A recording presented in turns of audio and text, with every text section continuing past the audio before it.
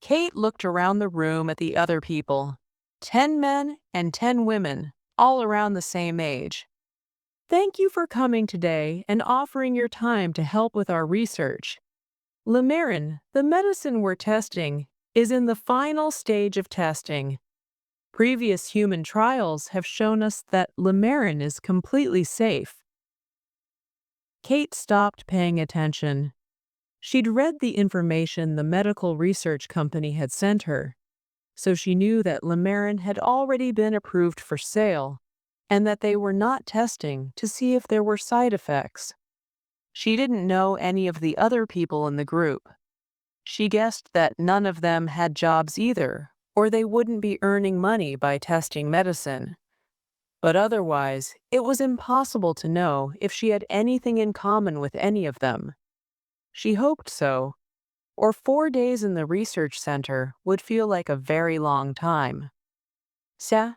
As side effects, we know that some people experience stronger emotions and a feeling of general happiness, the head researcher said.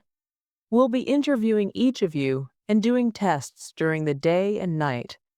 So if you can all sign the forms, we can start. Kate signed her form without reading the information. Hopefully, this was going to be a very easy way to make money. I hope the food's better than last time, said the guy sitting next to her as he gave in his form. Kate smiled. I'm Michael. Kate, she said, have you been here before? I do these trials as often as they'll let me. He laughed. It's such an easy way to make money. She smiled back. Here was someone she had something in common with. A few hours later, Kate was eating dinner. She had taken her second Limeren tablet before dinner. She was feeling really relaxed. Maybe it was the vitamins, or maybe it was just because she had so much free time and there was nothing she needed to do. There were books to read, films to watch, and even board games and puzzles. At home, she had to send out job applications, or she had to go to stressful job interviews. After more than 20 applications, she still didn't have a job. She looked up and saw Michael smiling at her. Do you want to play a board game? He asked. His eyes were really dark brown, Kate thought. She hadn't noticed that earlier. She felt her cheeks go red. Sure, she replied. But I like to win, she warned. Perfect, he said. Me too. Was it her imagination, or did his cheeks look a bit pink too? For the next 2 days, Kate and Michael spent hours and hours playing games, chatting and watching films. I feel as if I've known you for months, not days, she said. She already knew he lived nearby, that he was a student studying for his PhD, and that he had dimples in his cheeks when he smiled, and a cute way of putting a pen behind his ear when he was reading. She wasn't sure, but she thought he was trying to sit next to her for meals and spend time with her whenever he could. Or maybe she was the one who was always looking for him. So, do you think you're feeling any side effects? He asked her one evening. They were sitting on the sofa, watching a film. Michael's knee was almost touching her leg, and if his hand moved just a little, it would be touching hers. Her heart beat faster, and all she could think about was being near enough for his skin to touch hers. Her face was red again. She knew it. Any what? She asked, trying to concentrate on their conversation instead. The side effects of Limeren that they told us about at the presentation, he said, moving his hand away. Her skin immediately felt cold, as if his hand had been making the air between them warm. Oh, I wasn't really listening, she said. We still get paid anyway, don't we? And then he did it. He moved his hand so that it covered hers.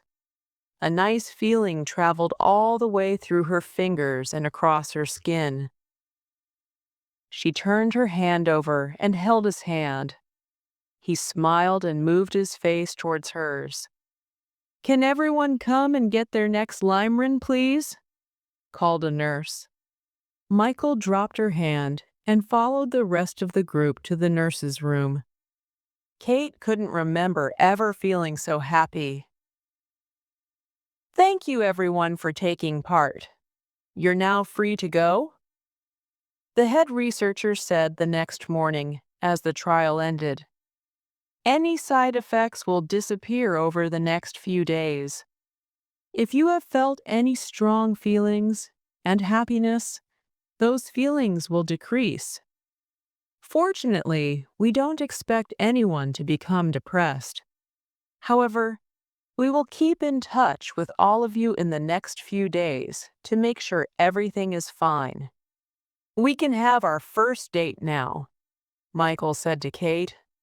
"Breakfast?" Over breakfast, they talked and talked. Kate knew she was in love. It was stupid, but it was true. Michael said it first.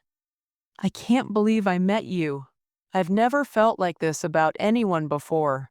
"This does feel amazing," Kate said.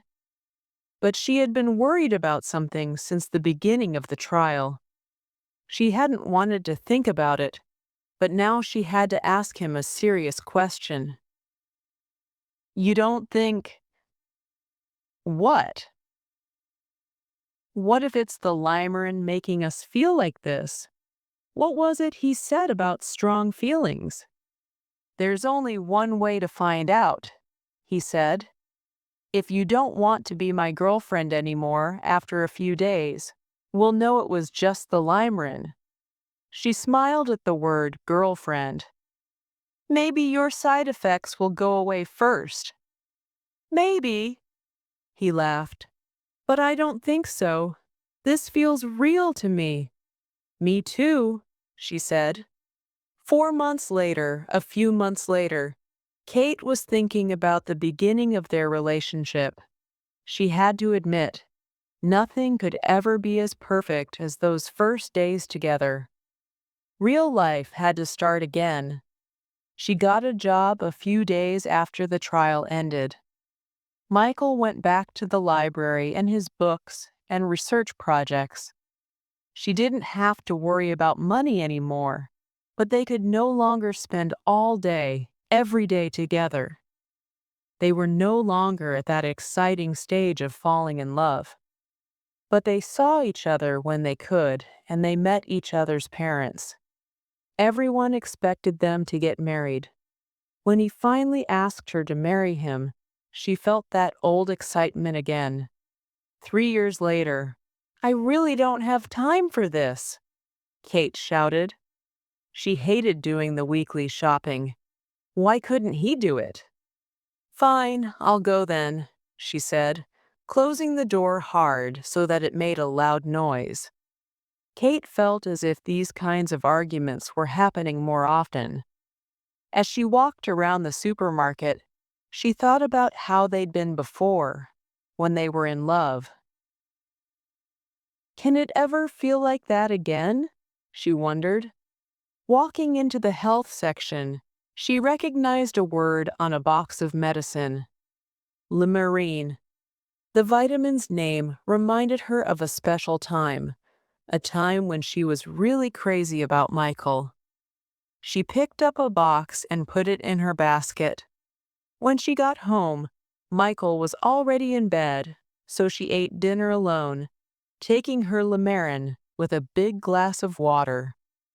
The next morning, she woke up early as usual, but instead of jumping straight in the shower, she joined Michael downstairs for breakfast. "Good morning," she said. To her surprise, she suddenly wanted to kiss him on the cheek. So she did, and sat down next to him at the table. He was eating in front of a big pile of books, looking cute with a pen behind his ear. "What are you doing?" I'm applying for money for my next research project, he said. Oh, good luck. What's the project about?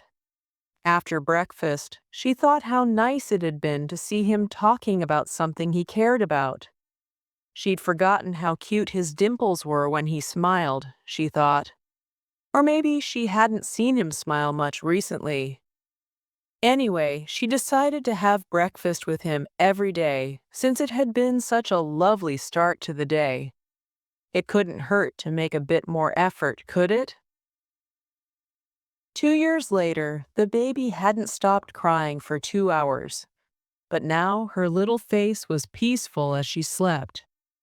Kate felt annoyed. Where was Michael? She went downstairs and found him filling bottles with milk for the baby. Well done, Michael said. That didn't sound easy. No, she said angrily. It isn't. You're doing an amazing job, he said. Okay, so I've washed all the clothes, made your lunch for later, and I'm going to come home early this afternoon so that you can have some time for yourself. Kate managed to smile and say thank you. He really was being very sweet, even if she was too tired to feel grateful or to be nice back. As soon as he had left for work, she picked up the box of Limeren. By the time he came home, Kate felt able to smile back when he smiled at her. 1 year later, Kate was putting clothes away while the baby slept. She picked up one of Michael's favorite jumpers and held the soft material next to her cheek. She missed him, and he had only been out an hour. Putting it back, she noticed something hard under the rest of the jumpers in the drawer. It was boxes and boxes of Limeren. They weren't hers. She was shocked to see these boxes. She took Limeren every day, it was true. But Michael? She thought of Limeren as an easy way to those feelings she'd always had for Michael. And it was working. Every day she felt madly in love with her wonderful husband. Everyone said marriage was hard work, but she just didn't have time or energy for the job of marriage, as well as her part-time job and a young baby. When she took Limeren, she made more effort to do small things that made their life together enjoyable. If he did something nice for her, she said thank you. But most of all, she actually felt grateful. If he wore a new shirt or his hair looked good, she told him he was handsome. She asked him about his day and remembered things that were important to him. She'd seen nothing wrong with doing this. Until now, that is. Now she knew why he had always been so good at doing those same things for her. It was all fake. Instead of smiling at Michael when he got home, she was angry. Clearly, the Limeren only had a limited ability to make everything perfect, because nothing felt perfect right now. "What are all these?" she asked. She pointed to the Limeren packets she'd taken from the drawer and put on the kitchen table. Michael moved closer and tried to read the small writing on the boxes. "They're vitamins, aren't they? Don't act as if you've got no idea why I'm asking," said Kate, even more angry. "These boxes," she said, picking one of the packets up, "are our relationship." "Oh," he said, "it's Limeren." "Yes, it's Limeren," she said. "I know exactly what they are." He looked confused. "So why are you asking me what they are? I remember the name now you've said. From the place we met, right? But I've not taken those for years." "What?" I just, I don't know. It's better to get vitamins from fruit and vegetables, isn't it?" he said. The research company sent us boxes and boxes of them years ago, but I put them away somewhere and forgot to throw them away. We eat a healthy enough diet, so there's no need to take vitamins. What about? She felt her voice getting louder and louder, but also something made her feel less sure about the words she planned to say. Her idea sounded stupid. What about the falling in love part? The side effects? You're always so wonderful, the perfect husband. And now I know why. Thanks? He laughed. I know they told us there were some side effects, but we were just joking when we said we fell in love because of the medicine, weren't we? Also, he added, turning the box over in his hands, they must have changed the ingredients or something, because it doesn't say anything on the box about side effects. See?